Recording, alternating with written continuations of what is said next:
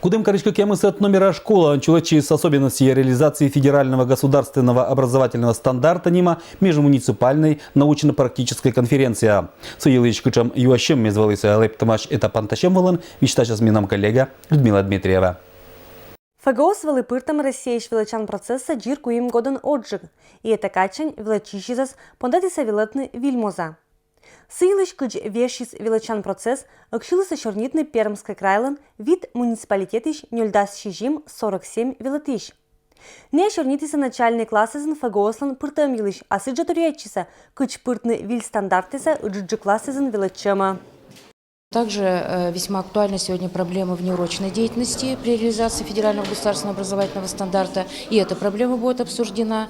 И проблема основ религиозной культуры и светской этики, которая сегодня, я тоже считаю, что один из актуальных блоков преподавания в средней школе. Эта проблема тоже будет звучать сегодня в работе конференции.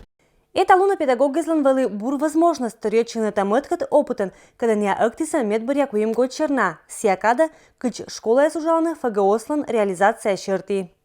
Сейчас по ФГОС главная задача учителя – это научить ребенка учиться самому.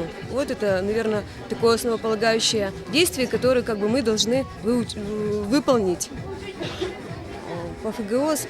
Но, в принципе, я не скажу, что так сильно много что-то изменилось, просто сейчас большая роль отводится самому ребенку. Людмила Владимировна Лыдя, мыкать ани, челядла величину лоисневна шакыджик нежели отжиша годдезе, но ожлань налулуаско книджик не ошны оланын. Основной задачей школы было это, дать определенный багаж знаний от учителя ученикам. Вот. Ну, как он полезный, бесполезный, об этом не шла речь. Миян странан образованию свели мирен медбуран соттис Владимир Николаевич, но олан веща, и ежели еще не важен челять понда информациялен источникезен вылыса только школа да не бэггес, то он им, например, эшей интернет. Это огромнейший поток информации. И вот человек будет успешным в этом потоке информации только тогда, когда он будет постоянно отбирать эту информацию, выбирать нужную для себя информацию и использовать ее, уметь ее использовать. То есть он должен постоянно учиться. Он должен постоянно учиться.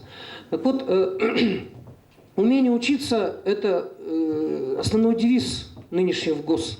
Людмила Дмитриева, Юрий Сыстеров, Вести Кудымкар.